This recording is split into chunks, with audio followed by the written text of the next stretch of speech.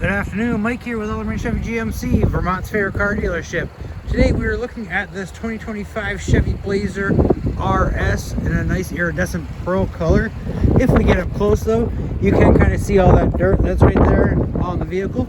But if you take a step back, all that dirt kind of just disappears and all you see is the snow still on there.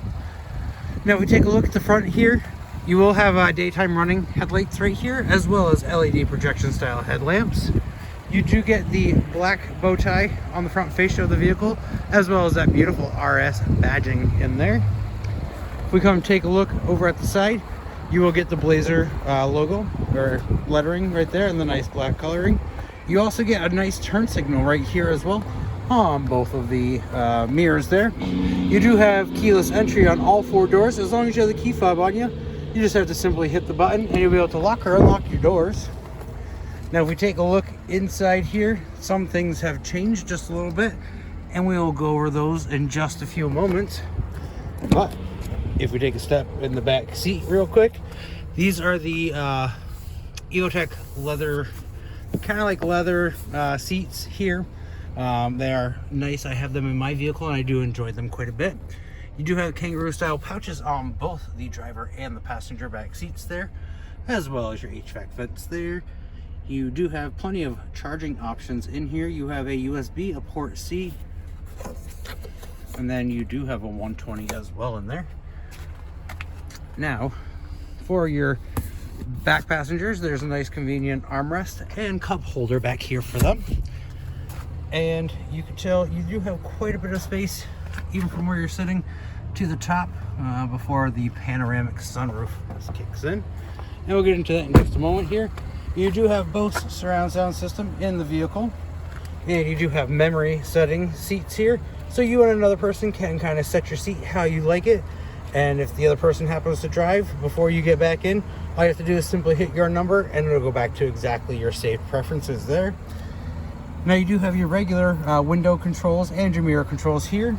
Right down here, this cool little knob, that is your lift gate there. You can turn it all the way to max and have it open all the way, 3/4 of the way, or you can just turn it right off too.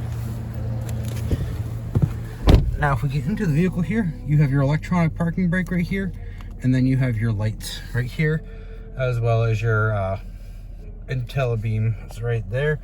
You'll be able to click that button, and as long as nobody's coming towards you, your high beams will kick on, depending on what the darkness settings outside. And if somebody's coming at you, they will turn off automatically, so you're not blinding the other driver coming towards you, and then they'll kick back on as soon as that person has cleared the area. If you take a look at the steering wheel here, there are two sets of clusters. On the left hand side here, you do have your cruise control options, as well as your collision alert.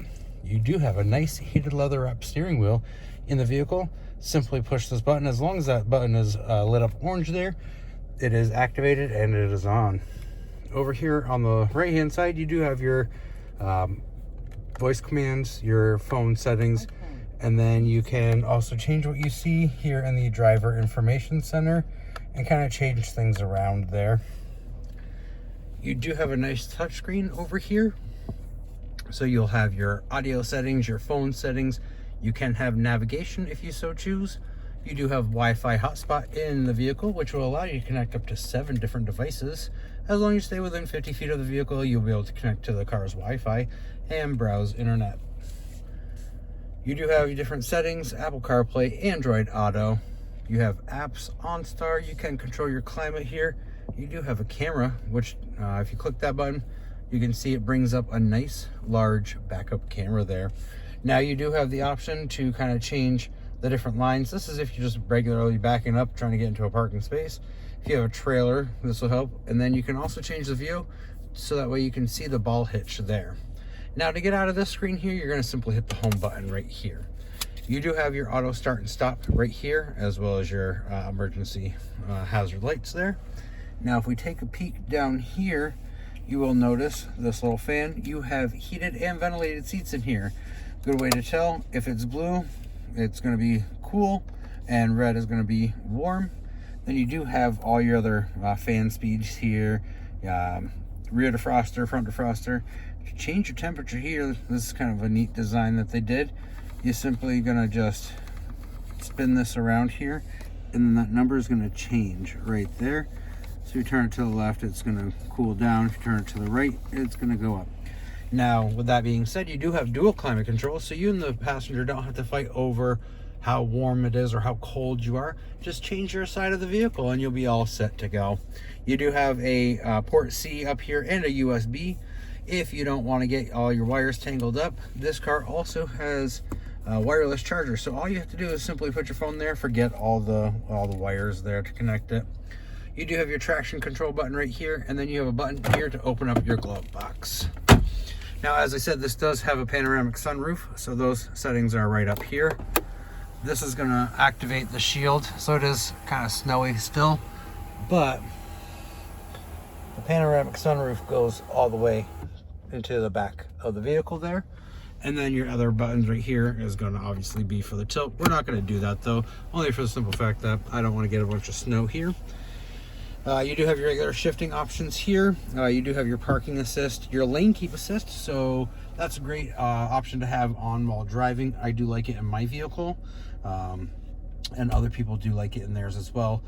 When that button's activated, if you happen to go out of your lane, the vehicle is going to alert you and kind of push you back into your lane, so kind of a nice feature to have there. You do have your 2 high, your 4 high. You have a sport mode here. You have an all-wheel drive as well. So you have sport mode there. You do have your off-road mode, and then you do have trailering as well. And then you can go back into regular mode right there, which will deactivate your all-wheel drive.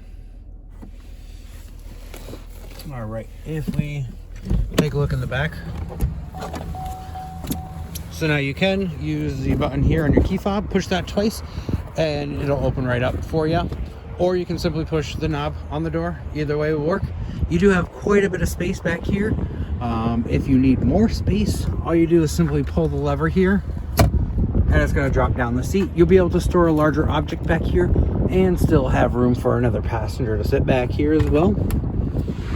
Underneath here, you are going to have your spare tire, and then behind that, you are going to have a little bit more room to kind of store some stuff as well on the side and over here as well. Close it, all you're going to do is simply hit the button, and that's going to close right there for you. If you have any other questions about this vehicle or you'd like to take it for a test drive, give me a call, 802-776-5000. Ask for Mike Lamphere, stop on down, 651 Cross Drive, right here in Rutland, Vermont, right off Route 7 South.